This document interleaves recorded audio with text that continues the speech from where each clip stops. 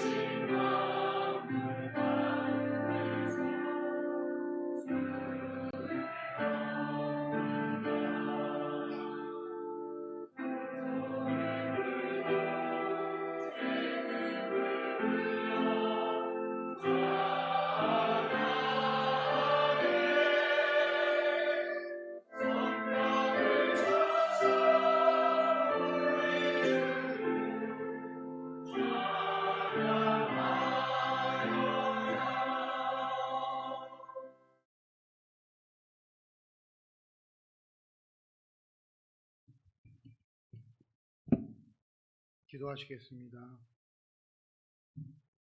은혜가 많으신 하나님 아버지, 태초부터 지정하신 이 거룩한 안식일에 저희들 주님 전에 모여 주님께 예배드릴 수 있게 은혜를 베풀어 주심을 참으로 감사드리옵나이다.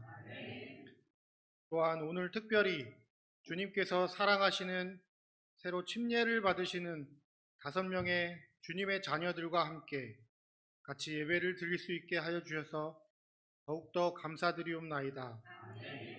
주님, 이분들의 영혼이 주님께서만 주시는 구원의 소망과 기쁨과 평강을 경험하며 사는 삶을 살도록 주님, 그들에게 축복하여 주시옵소서.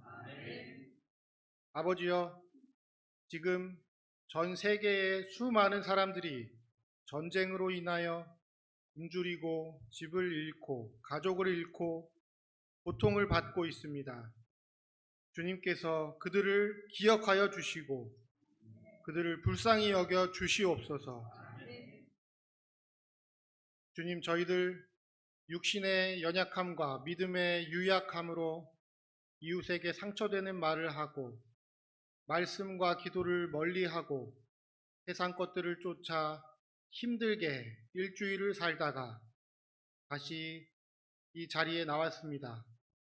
주여, 저희의 죄를 용서하여 주시고 역경의 순간에 기도할 수 있는 믿음을 주시옵고 힘든 일 중에도 감사할 줄 아는 성숙한 믿음을 주시옵소서. 말씀을 선포하시는 목사님께도 은혜 내려 주시옵고 모든 말씀 주 예수 그리스도 이름으로 기도드리옵나이다. 아멘.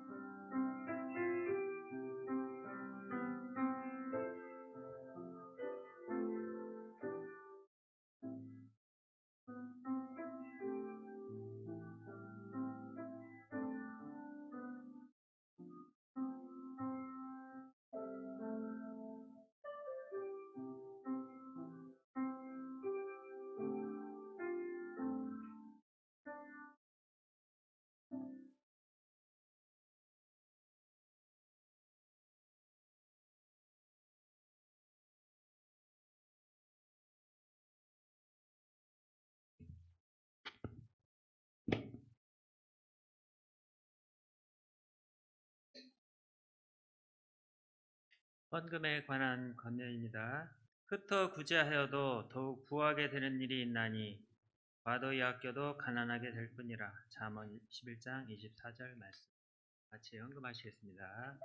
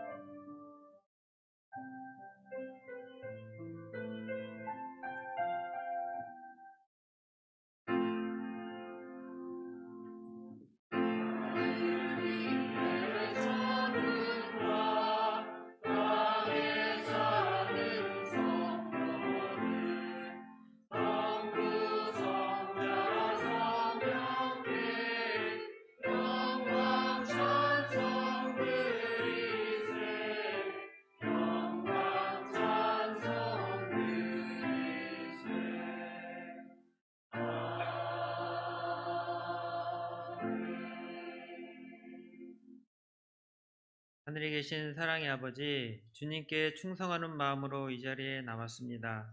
저희들의 마음을 받아주시고 드려진 헌물에 축복하시고 주의 사업을 확장하는 일에 요긴하게 쓰여질 수 있도록 인도해 주시옵소서.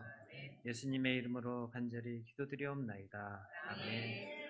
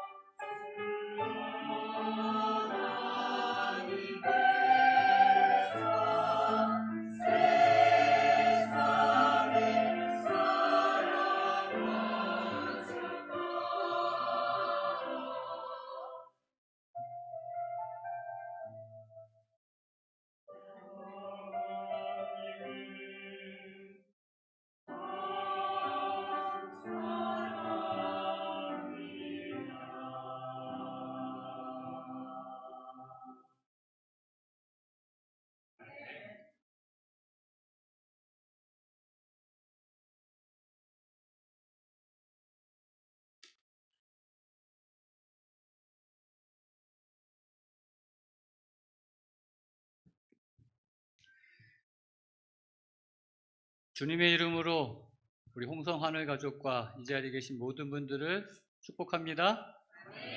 하나님의 평강이 우리의 마음 가운데 풍성히 임하게 되기를 또 간절히 소망합니다. 오늘은 참 기쁜 날입니다. 침례식이 있어서 그렇습니다. 하나님의 자녀로 하나님을 영접하여 새로운 생명으로 거듭나는 우리 5분의 귀한 영혼들이 있어서 정말 기쁩니다. 사실 아침에 좀 걱정을 했습니다. 예보도 없던 비가 내리고 바람이 불어가지고 어제 참 고민을 많이 했거든요. 침례식을 어디서 해야 될지, 저 마당, 우리 봄에처럼 마당에서 할지 아니면 이 교회 안에서 해야 될지 고민하다가 그래도 일기예보에 낮에는 날씨가 괜찮다는 예보를 믿고 밖에서 하기로 했는데 아침에 그렇게 비가 오니까 고민하고 의논하고 하다가 그래도 밖에서 하는 것이 낫겠다 해서 지금 밖에서 준비하고 있습니다. 다행히 햇빛이 났어요. 그리고 따뜻합니다. 그리고 물도 아주 뜨끈뜨끈하게 받아놨습니다. 네, 그래서 하나님께서 침례식 과정에 다 함께 해주실 것을 믿고요. 걱정하지 않으셔도 될 것 같습니다. 오늘 우리가 시대소망 75장에 있는 말씀을 묵상하고 이 말씀을 통해서 또 함께 은혜를 나누었고 이 시간에도 또 하나님 은혜를 경험하기 원합니다. 오늘 침례를 받으시는 5분에게도 이 말씀이 참 기억되는 말씀이 되었으면 정말 좋겠습니다. 오늘 시간이 그렇게 많지 않기 때문에 긴 내용이지만 좀 중요한 내용만 좀 짧게 말씀을 드리려고 합니다. 마가복음 14장에 오늘의 이 시대의 소망 75장 안나스 앞과 가야바의 궁전에서의 그 배경이 설명이 되어 있습니다. 시간이 많지 않기 때문에 제가 이 말씀을 다 읽지는 않겠습니다. 이 마가복음 14장 42절 43절 이제 지난주에 또 우리가 계속해서 살펴보았듯이 이제 겟셋마네에서의 그 고민의 예수님의 그 처절한 기도의 시간이 끝나고 이제 예수님께 모든 걸 맡기고 이제 예수님의 마음 가운데 평안이 이르러 오고 이제 그때부터 일어나는 예수님의 순환이 이 말씀에 기록되어 있습니다. 일어나라 함께 가자 보라 나를 파는 자가 가까이 왔느니라. 예수께서 말씀하실 때에 곧 12 중에 하나인 유다가 왔는데 대제사장들과 서기관들과 장로들에게서 파송된 무리가 검과 몽치를 가지고 그와 함께하였더라. 이제 폭도들이 예수님을 잡으러 왔어요. 아주 무례한, 아주 정말 인간성이라고는 찾아볼 수 없는 그러한 사람들에 의하여 예수님이 끌려갑니다. 이제 대제사장 안나스와 가야바에게 신문을 받게 되죠. 그러나 그 과정을 우리가 이 75장에 보면 정말 자세하게 정말 하나의 그림을 보는 것처럼 그렇게 기록이 되어 있습니다. 여러분 이 말씀을 아직 읽지 않으신 분이 계시면 꼭 읽어보시고 우리를 위하여 예수님께서 어떤 고난과 수치와 모욕을 당하셨는지를 꼭 보시게 되길 바랍니다. 이 말씀들을 통해서 이제 목요일 밤부터 이제 십자가에 달리시는 금요일 그 새벽까지 온 밤을 예수님께서 이리저리 끌려다니시며 그렇게 고난을 받으십니다. 그 이야기를 통해서 예수님께서 우리를 위하여 받으신 그 고난을 우리는 생각해 보게 되는 것이죠. 자, 그런데 오늘 이제 이 말씀 중에서 우리가 살펴봐야 될 것은 뭐냐면 이제 예수님께서 이러한 고난을 당하시는 이 일이 마가복음 우리가 이제 14장을 읽었는데 마가복음 14장 1절에 보면은 사실 대제사장들과 서기관들은 예수님을 그날 죽일 생각은 없었어요. 왜냐하면 이 유월절을 앞두고 있었기 때문에 그 무교절과 유월절을 시작되기 이틀 전 만약에 이때 예수님을 죽이기로 한다면 여기 2절에 있는 것처럼 유월절 기간 중에 예수를 죽여서는 안 됩니다. 군중이 소동을 일으킬지도 모르니 이 기간만은 피합시다. 그래서 그 예수님을 잡아 죽일 기회를 찾으려고 모인 이 사람들이 유월절 뒤로 미룹니다. 그런데 갑자기 왜 유월절 앞둔 이틀 전 그렇게 결정한 이 대제사장들이 그 다음날 목요일에 예수님을 죽이기로 했는가? 바로 이어지는 사건들을 통해서 이렇게 예수님을 유월절 이후에 죽이기로 했는데 그날 무슨 일이 있었냐면은 베다니에서 그 문둥병에서 고침을 받은 시몬의 집에서 잔치 때 막달라 마리아가 귀한 향유 옥합을 깨트리고 예수님께 붓는 일이 있게 됩니다. 그때 분노한 사람이 있었죠. 누가 분노했습니까? 여기 어떤 사람들이라고 했는데 다른 성경에 보면 유다가 분노하여 화를 내면서 그걸 지적합니다. 어떻게 그 귀한 걸 허비할 수 있느냐? 그때 예수님께서 막달라 마리아를 옹호합니다. 그리고 그렇게 두 마음을 품은 유다를 책망하죠. 그것이 결정적으로 유다가 예수님을 배반한 계기가 됩니다. 여러분 이미 이전에 우리가 살펴보았지만, 그래서 이 베다니의 이 향유 옥합 사건이 끝나자마자 12 중에 하나인 가룟 유다가 예수를 넘겨주려고 대제사장을 찾아갑니다. 바로 이 일로 인해서 급박하게 이제 상황은 바뀌게 됩니다. 6월절 이후로 예수님을 죽이기로 했던 이 대제사장들과 서기관들이 이제 쾌제를 부르면서 기회가 왔다, 이 기회를 놓치면 안 된다, 더없이 좋은 기회다 해가지고 그날, 이제 그 다음 날이죠, 목요일, 폭도들을 모으고 그날 밤 예수님을 잡으러 온 것이에요. 이렇게 해서 그날 밤 예수님이 십자가에 달리시기 전 자정부터 법을 이야기하는 이 대제사장들과 서기관들에 의해서 무법한 일이 벌어지게 됩니다. 원래 죄인을 취조하고 신문하는 일은 밤에 일어나지 않습니다. 낮에 일어납니다.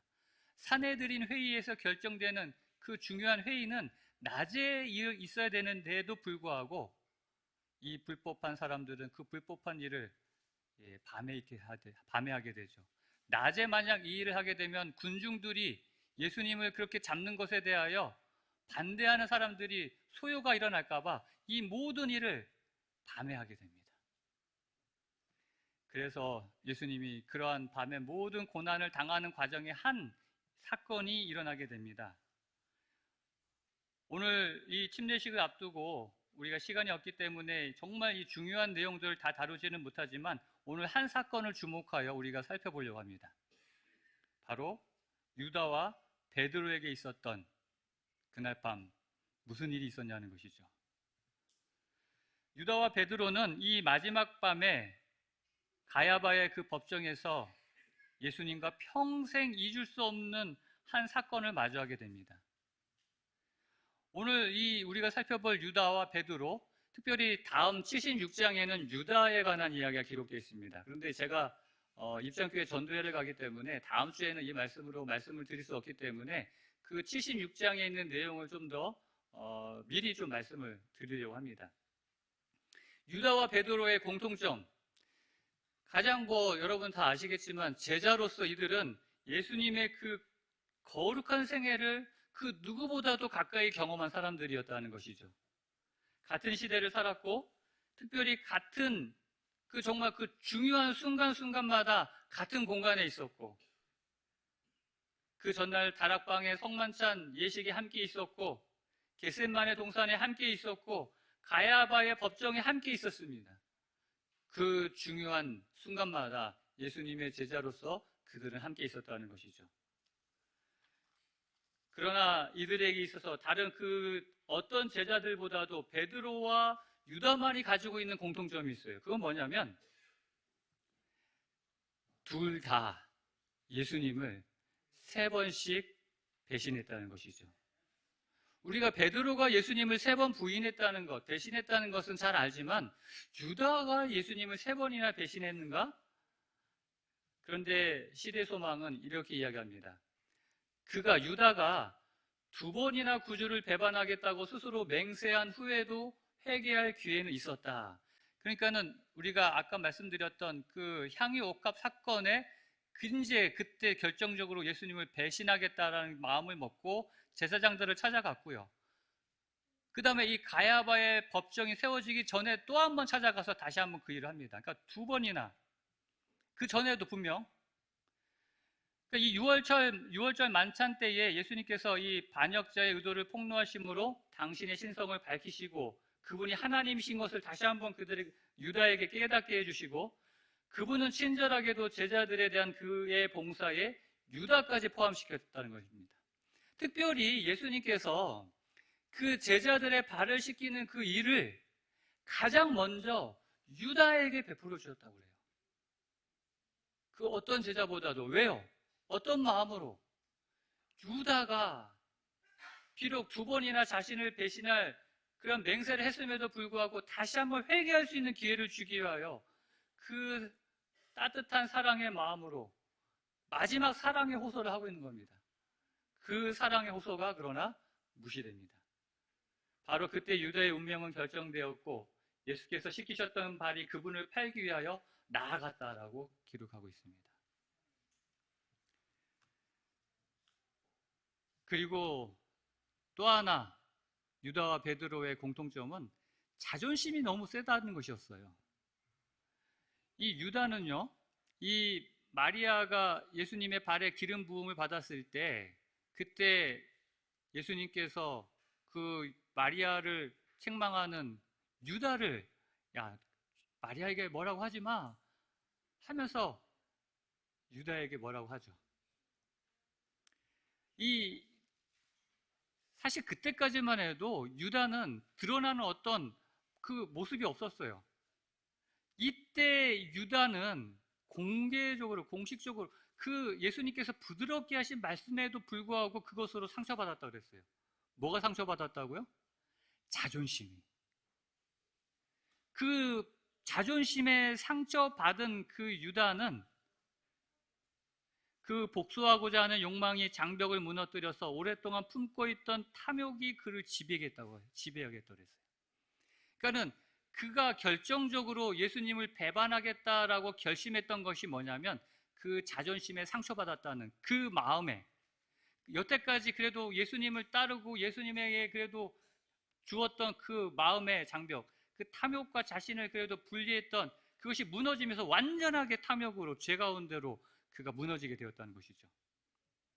베드로도 마찬가지입니다. 베드로도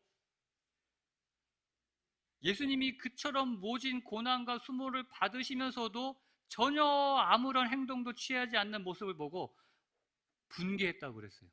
아니 어떻게 저럴 수가 있을까? 저렇게 죄인 취급받는 그 예수님의 모습이 예수님뿐만 아니라 예수님을 따라다녔던 우리도 동일한 사람으로 취급받는다는 것이에요. 그래서 그를 따르는 사람들 누구에게?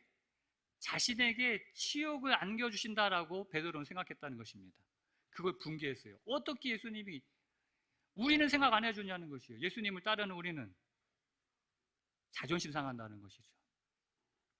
그러나 이렇게 예수님의 제자로 예수님을 3번이나 부인하고 자존심 강한 이렇게 비슷해 보였던 베드로와 유다지만 차이점이 있었습니다.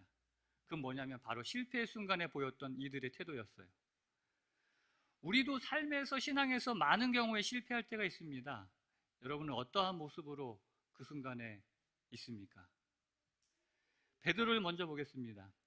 베드로가 예수님을 3번이나 부인합니다. 분명 예수님께서 경고하셨고요. 그럼에도 베드로는 자신 있게 대답했어요. 나 그런 일 절대 없을 것입니다. 그러나 베드로는 닭이 2번 울기 전에 예수님께서 말씀하신 것처럼 그렇게 3번 부인하고, 그때 닭이 울고 그 베드로가 예수님을 그렇게 저주하며 부인하는 그 순간, 그때 주께서 돌이켜 베드로를 보시니 베드로가 주의 말씀 곧 오늘 닭 울기 전에 네가 3번 나를 부인하리라 하심이 생각나서 밖에 나가서 심히 통곡하니라.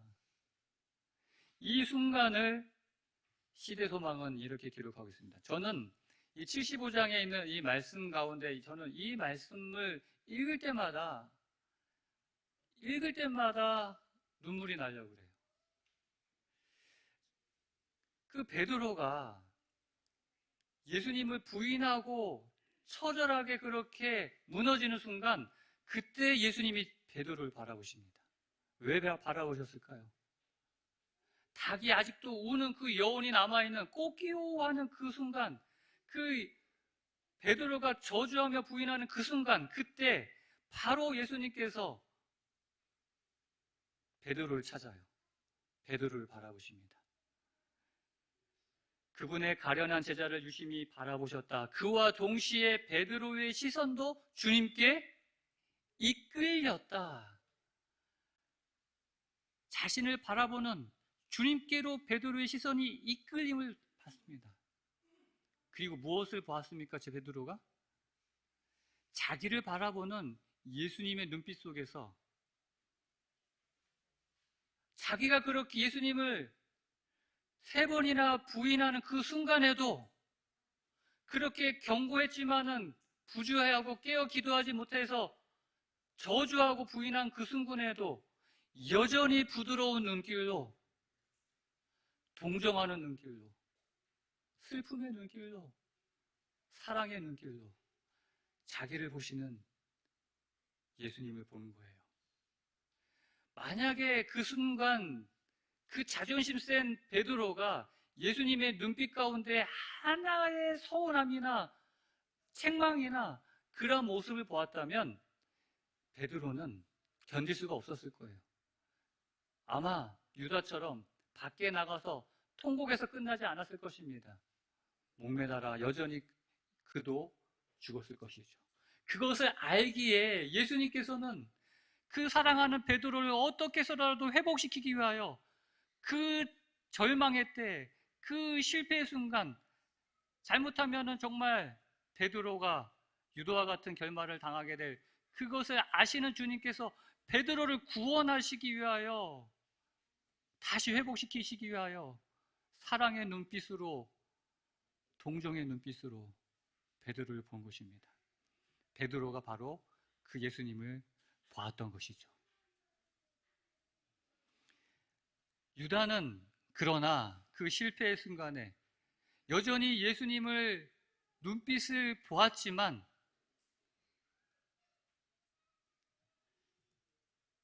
시대소망에 있는 우리가 보았던 것처럼 예수님의 그 사랑의 손길, 자기에게 어떠한 마음으로 자기의 발을 씻기는지를 알면서도 그것을 거절하고 끝끝내 예수님을 타는 그곳으로 달려갑니다.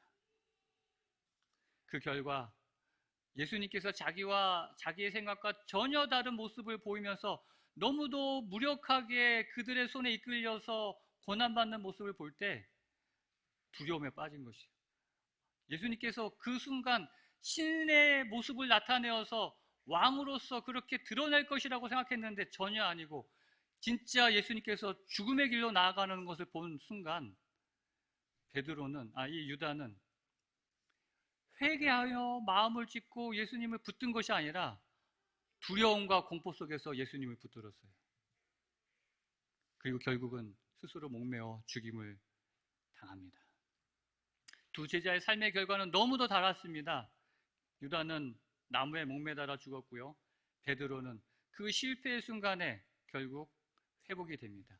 왜 이런 차이가 나오게 되었을까요? 무엇이 이런 차이가 나타나게 됐을까요? 여러분, 이 두 제자의 한 사람을 이렇게 이야기합니다. 진짜 예수님을 사랑했어요. 그리고 예수님과 함께 있기를 간절히 사모했습니다. 품성과 생애가 변화되기를 바랬고요. 그리고 하나는 그분 예수님과 연합하기를 바랬다는 것이죠. 이게 누구일까요? 예수님을 사랑했고 예수님과 함께 있기를 원했고 정말 자신의 품성과 생애가 변화되기를 바랬고 여기 나오지 않았는데 4번째는 예수님과 연합하기를 소망했다는 것입니다. 시대 소망에 있는 그대로의 말씀을 제가 여기 기록한 거예요. 이게 누구예요? 유다입니다. 베드로가 아니라 유다가 정말 예수님을 사랑했어요. 예수님과 함께 있기를 정말 원했습니다. 품성과 생각이 변화되기를 원했고 그래서 자기 자신을 예수님과 연합함으로 그 같은 경험을 하고 싶어 했다는 것이에요. 누가요? 유다가. 그랬던 유다가 왜 예수님을 배반하고 결국 그렇게 끔찍한 마지막을 당해야만 됐는가? 그 이유를 이렇게 이야기합니다. 그러나 예수님을 사랑했고 예수님과 함께 있기를 원했고 예수님과 연합하기를 원했고 품성이 변화되길 원했지만 그러나 자기 자신을 완전하게 예수님께 복종하기를 원하지 않았다는 것이에요. 그는 여전히 세속적인 야망과 돈에 대한 사랑을 포기하지 않았다는 것이에요. 예수님 사랑하지만 세상에 대한 야망, 예수님과 함께 있기를 원했지만 돈에 대한 애착, 함께 가지고 있었다는 것입니다. 그러니까 완전하게 예수님께 자신을 굴복하지 않았기 때문에, 자기 자신을 복종하지 않았기 때문에 결국 이렇게 안타까운 결과를 가져온 것입니다. 돈에 대한 애착, 한 가지 그 죄, 다른 게 아닙니다. 그 한 가지 죄의 노예가 되므로 유다는 결국 예수님을 배신하고 예수님의 그 큰 사랑과 마지막 호소에도 불구하고 예수님을 떠나갔던 것이죠. 오늘 여러분들에게, 오늘 내 자신에게 여러분들이 가지고 있는 마음속의 품은, 여러분, 우리 여기 있는 모든 분들 다 유다처럼 예수님을 사랑합니다. 예수님과 함께 있기를 소망합니다. 우리의 품성과 우리의 성품이 변화되길 원합니다. 우리가 예수님과 연합되기를 다 원하지 않습니까? 그러나 완전하게 하나님께 복종하기를 원하지 않는다면, 우리의 마음속에 품은 이 한 가지 죄를 버리지 않는다면 그 한 가지 죄가 결국 우리를 완전하게 사로잡아서 예수님을 사랑하는 마음을 보다 더 우리를 뛰어넘어서 우리로 하여금 그렇게 어둠 가운데로 몰아넣을 것이라는 것이죠. 그러나 베드로는 달랐어요. 그 실패의 순간에 이 베드로는 어떻게 했다고요? 예수님의 사랑에 이끌리어 예수님을 바라봅니다. 예수님의 그 동정 어린 눈빛을, 예수님의 그 사랑을 보고 그 실패의 순간에 심히 통곡하고, 그는 뭐합니까? 유다처럼 목매달아 죽은 것이 아니라 다시 일으켜 예수님께로 옵니다. 오늘 우리에게 필요한 것이 바로 이 모습이에요. 오늘 새로 하나님의 자녀로 거듭나는 우리 5분의 여러분들에게 간절히 호소하기는, 이제 하나님의 자녀로서 우리가 신앙생활을 할 때에 오늘 내가 먹은 이 마음이 영원한 것이 아니에요. 끊임없이 시험을 당하며 끊임없이 흔들릴 때가 있을 것입니다.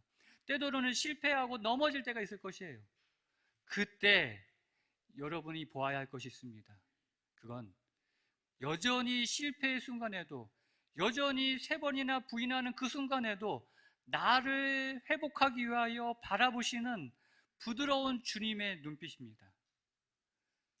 그 주님의 동정 어린 시선을 기억한다면, 그 주님을 바라볼 수만 있다면 희망이 있는 거예요. 다시 회복할 수 있는 것입니다.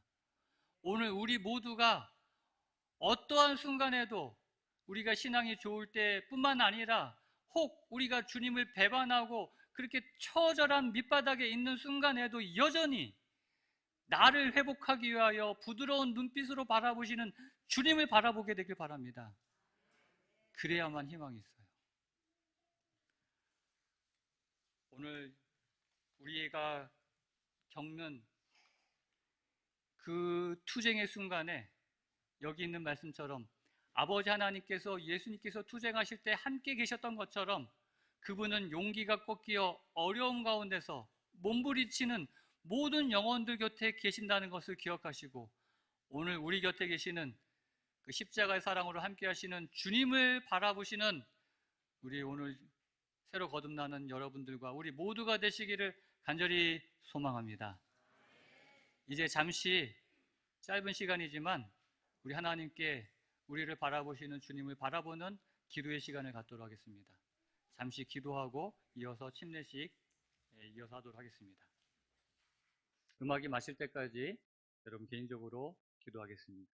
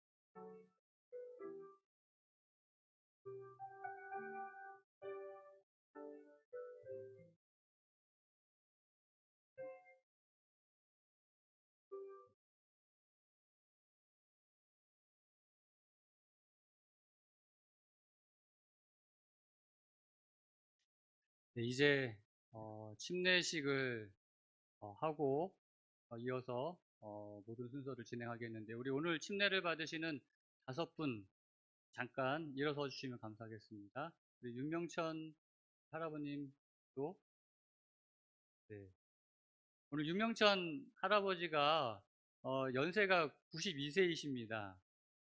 굉장히 참 어려운 가운데 오늘 또 교회 오시려고 했는데 어, 좀 이렇게 어지러우셔가지고 과연 오늘 침례를 받을 수 있을까 걱정했는데 그래도 오늘 이렇게 예, 늦게라도 오셔서 같이 침례에 동참하게 되었습니다. 정말 감사를 드리고요. 오늘 침례 받으시는 5분을 여러분들에게 먼저 소개해 드리겠습니다. 잠깐 여기 앞으로 좀 나와주시면 감사하겠습니다. 여기 앞으로 해서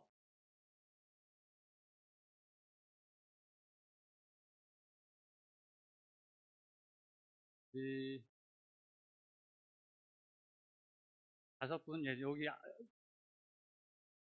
우리 성도님들을 봐주시고요.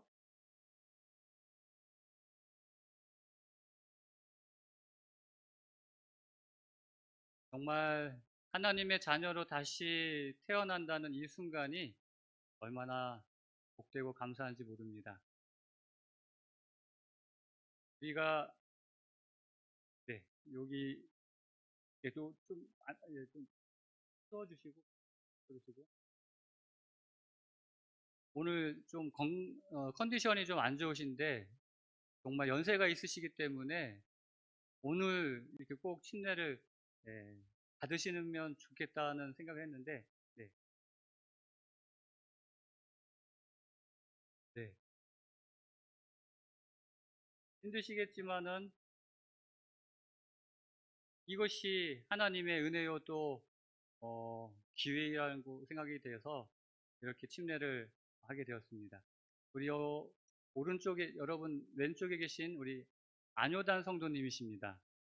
그리고 네, 큰 박수로 축하해 주시고요. 그 다음에 유가동 성도님이십니다. 그리고 이재규 성도님이십니다. 그리고 우리 윤명천 성도님, 네. 그리고 우리 한달수 성도님이십니다. 오늘 이렇게 5분이 하나님의 자녀로 새 생명으로 다시 태어나게 됩니다. 이제 저를 좀 봐주시겠습니까? 잠깐, 예, 뒤를 돌아서 우리가 침례를 하기 전에 우리의 믿음을 여기 계신 모든 분들과 하나님 앞과 천사들 앞에서 고백하는 그런 시간을 가지려고 합니다. 침례 시문에 대하여 여러 가지가 있지만 몇 가지 중요한 것만 간략하게 말씀을 드리려고 합니다. 네, 잠깐 좀 안내 좀 부탁을 드리고요. 좀 도와주시면 되겠습니다. 네, 저를 좀 봐주시고 네, 앉아주시고 예, 앉으셔도 되겠습니다. 우리 육명천 할아버지랑 우리 여기 계신 분들은 오래전부터 저랑 같이 이제 새신자반에서 성경을 같이 연구하면서 하나님이 우리 아버지이신 것 여러 번의 시간을 통해서 하나님의 자녀로서 누리는 삶에 대하여 함께 그렇게 말씀을 나누었거든요. 이제는 우리가 하나님 앞에서 또 사람 앞에서 나의 믿음을 고백하는 그런 시간을 가지려고 합니다. 로마서 10장 9절 10절에 네가 만일 내 입으로 예수를 주로 시인하며 또 하나님께서 그를 죽은 자 가운데서 살리신 것을 내 마음에 믿으면 구원을 받으리니 사람이 마음으로 믿어 의에 이르고 입으로 시인하여 구원에 이르느니라 말씀하셨습니다. 마음에 믿는 그것을 입으로 시인하는 것 굉장히 중요합니다. 그래서 제가 여러분에게 질문할 때 여러분의 믿음을 제가 물을 때 아멘 하면서 오른손을 들어주시면 그렇게 여러분의 믿음을 시인하는 것으로 우리 모두가 그렇게 함께 기뻐하도록 하겠습니다. 자, 제가 몇 가지 묻겠습니다. 첫 번째, 예수 그리스도께서 나의 죄를 대신하여 십자가의 죽으심을 믿고 예수 그리스도를 나의 개인의 구주로 영접하기를 결심하십니까? 아멘. 네, 우리 할아버님도 그렇게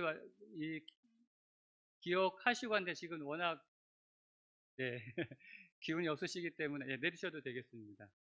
네, 그렇게 지금 하고 있습니다. 두 번째, 이 성경 말씀이 살아계신 하나님의 말씀임을 믿고 이 말씀대로 순종하며 살기를 결심하십니까? 아멘. 네, 감사합니다. 자, 세 번째, 우리의 몸은 하나님께서 함께 하시는 거룩한 성전입니다. 그래서 정말 이 몸을 건강하게 그렇게 보존할 수 있도록 노력하시겠습니까? 네, 감사합니다.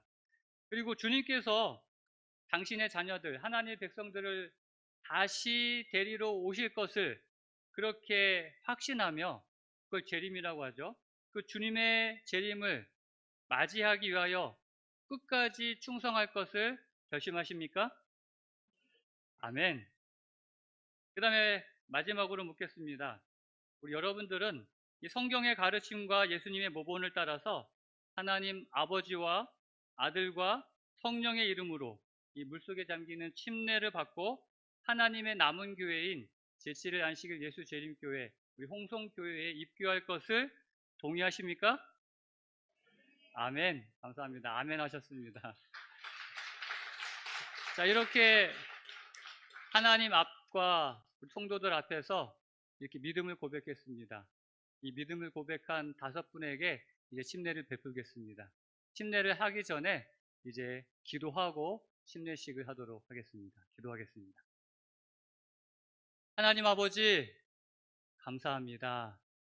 오늘 이렇게 5분의 귀한 분들이 하나님의 자녀로 다시 태어납니다. 오늘까지 함께 하신 하나님, 이렇게 주님을 영접할 수 있도록 역사하신 하나님 감사드립니다. 비록 연약하고 부족하고 아직도 하나님을 부르기에 참 연약하지만 그러나 하나님께서는 그러한 연약한 우리를 위하여 십자가에 달려 돌아가셨습니다. 그렇게 주님을 부인하고 배반했던 베드로를 돌이키시기 위하여 그 고난의 순간에도 베드로를 바라보셨던 것처럼 오늘 이 순간 이 5분을 기쁨의 눈으로 사랑의 눈으로 바라보실 우리 주님을 인하여 감사합니다. 주님께서 오늘까지 이끄시고 또 주님의 자녀로 거듭나게 하셨사오니 남은 생애 동안도 주님 함께 하시고 책임져 주시옵소서. 이제 주님의 자녀로 다시 거듭나는 이 순간을 기억하게 하시고 이제는 주님의 자녀로서 하나님의 백성으로서 영원한 하늘에 이를 때까지 끝까지 충성하며 주님을 섬기며 주님을 따를 수 있도록 인도하여 주시옵소서. 우리 남은 모두도 다시 한번 우리의 믿음을 되새기며 주님께 충성하며 또 주님으로부터 사랑받고 하나님의 자녀로 태어난 그 순간을 기억하며 하나님에 대한 사랑을 다시 그렇게 새롭게 하는 이 시간 되게 하여 주시옵소서. 오늘 이 순간 하나님 기뻐하실 그 기쁨을 인하여 감사드리며 우리를 구원하신 예수 그리스도의 이름으로 간절히 기도하옵나이다. 아멘. 네, 이제 밖에 준비된 침례상에서 침례 예식을 하겠습니다. 우리 모든 성도님들도 함께 그 거듭나는 예식에 참여해서 우리 축하해 주시고 또 함께 해주시면 감사하겠습니다.